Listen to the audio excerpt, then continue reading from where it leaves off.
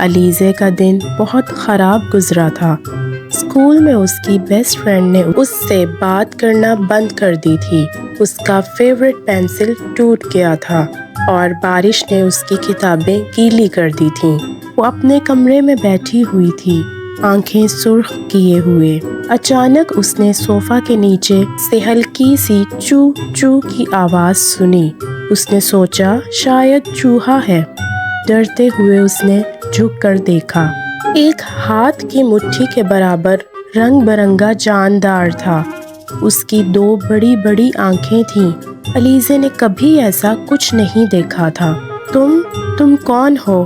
علیزے نے ہچکچاتے ہوئے پوچھا۔ اس چھوٹے جاندار نے کوئی جواب نہیں دیا، بلکہ وہ علیزے کے قریب آیا۔ علیزے نے گھبرا کر اپنا غصے بھرا چہرہ بنایا۔ چھوٹے جاندار نے اپنی ناک اٹھائی اور ہوا میں سونگھا جیسے کوئی اچھی خوشبو آ رہی ہو۔ پھر اس نے علیزے کی طرف اپنا منہ کیا اور زور سے ہوا اندر کھینچی۔ علیزے کو محسوس ہوا جیسے اس کا غصہ، اس کا درد کم ہو گیا ہے۔ اور پھر سب سے عجیب بات ہوئی، وہ سفید جاندار ہلکے نیلے رنگ کا ہو گیا، جیسے کوئی مرجھایا ہوا پھول۔ وہ کی آواز نکالتا ہوا علیزے کے پاؤں پر جا کر لیٹ گیا۔ علیزے کا غصہ جیسے ہوا ہو گیا۔ ارے تم ٹھیک تو ہو؟ علیزے نے پوچھا۔ جاندار نے اپنی امید بھری آنکھیں اٹھا کر علیزے کو دیکھا۔ علیزے کو اس وقت کچھ سمجھ نہیں آیا۔ وہ بھاگ کر اپنی امی کے پاس گئی اور پورا واقعہ سنایا۔ اس کی ماں نے مسکرا کر کہا، بیٹا لگتا ہے تمہیں ایک جذبات خور مل گیا ہے۔ نانی نے ان کے بارے میں بتایا تھا، یہ کھانا نہیں کھاتے، یہ جذبات کھاتے ہیں۔ علیزے کو یقین نہیں ہوا۔ جذبات؟ وہ کیسے؟ ذرا سوچو، ماں نے کہا۔ جب تم غصہ تھی، اس نے تمہارا غصہ کھایا اور نیلا ہو گیا۔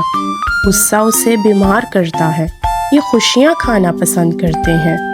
علیزے نے فیصلہ کر لیا۔ اس نے اس جذبات خور کا نام پفی رکھا۔ اب اس کی ذمہ داری تھی کہ پفی کو صحیح خوراک پہنچائے۔ علیزے نے ٹی وی پر اپنے فیورٹ کارٹون لگا دیے۔ پفی کارٹون دیکھتا رہا۔ علیزے کارٹونز دیکھتے ہوئے ہنسی تو پفی نے پھر ہوا سونگھی۔ اس بار اس کا رنگ ہلکا زرد ہو گیا۔ وہ ہلکا ہلکا اوپر اٹھنے لگا۔ علیزے خوشی سے چلائی، واہ تم تو اڑنے لگ گئے۔ لیکن علیزے دن بھر خوشی محسوس نہیں کر سکتی تھی۔ اسکول سے واپس آتے وقت اسے اپنی دوست کی یاد آئی اور اس کا دل اداس ہو گیا۔ گھر میں داخل ہوتے ہی پفی اس کے پاؤں میں آ گرا۔ اس نے علیزے کی اداسی سونگھی اور پھر سے نیلا مرجھایا ہوا ہو کر رہ گیا۔ علیزے کو افسوس ہوا۔ نہیں پفی، اٹھو، میں تمہیں خوش دیکھنا چاہتی ہوں۔ اس نے پفی کو خوش کرنے کی بہت کوشش کی۔ اس نے اسے اپنی گڑیا دکھائی، اس کے ساتھ ہائیڈ اینڈ سیک کھیلا، لیکن کچھ فائدہ نہیں ہوا۔ پفی تب تک اداس رہتا جب تک علیزے خوش نہیں ہوتی تھی۔ علیزے کو سمجھ آ گیا کہ پفی کو خوش رکھنے کے لیے ایک ہی طریقہ ہے، خود خوش رہنا۔ یہ آسان کام نہیں تھا۔ اگلے کچھ دنوں میں علیزے نے محسوس کیا کہ وہ اپنے آپ کو بدل رہی ہے۔ وہ چھوٹی چھوٹی باتوں پر غصہ نہیں کرتی تھی۔ اگر کوئی بات اسے بری لگتی تو وہ گہرا سانس لے کر سوچتی، پفی کے لیے ہر طرف سے خوشی ڈھونڈنے کی کوشش کرتی، اور اس کا نتیجہ پفی زیادہ زرد، گلابی اور چمکدار ہی رہتا۔ ایک دن علیزے کے اسکول کا اینول فنکشن تھا۔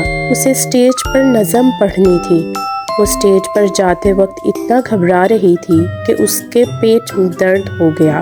گھر پہنچ کر اس نے دیکھا کہ پفی بیمار پڑا ہے۔ وہ زمین پر لیٹا ہوا تیز تیز سانس لے رہا تھا۔ علیزے سمجھ گئی۔ اس نے پفی کو اٹھایا اور کہا، ڈرو مت پفی۔ اس نے آنکھیں بند کی اور ہر وہ خوش واقعہ یاد کیا جو اس نے پفی کے ساتھ گزارا تھا۔ وہ مسکرا دی۔ علیزے کے چہرے پر مسکراہٹ آتے ہی پفی کی آنکھیں چمک اٹھیں۔ اس نے زور سے ہوا کھینچی اور ایک دم وہ پھول کے جیسے کھل اٹھا۔ پھر ایک روز علیزے کے اسکول میں فنکشن تھا۔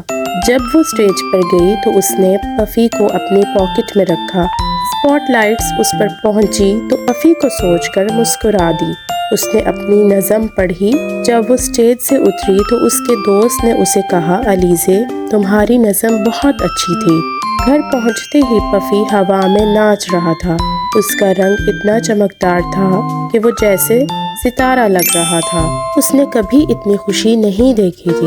علیزے نے کہا، شکریہ پفی، تم نے مجھے سکھایا کہ خوشی صرف موقع ملنے سے نہیں، اندر سے محسوس کرنے سے آتی ہے، اور غصہ اور ڈر وہ بھی گزر جاتے ہیں۔ اور اس طرح ایک لڑکی نے ایک ایسے دوست کو پایا جو نہ صرف اس کے جذبات کھاتا تھا بلکہ اسے اپنے اندر سے سچی خوشی ڈھونڈنا سکھاتا تھا۔ دونوں نے ایک دوسرے کو پورا کیا، جیسے روشنی اور اندھیرا مل کر ایک خوبصورت صبح بناتے ہیں۔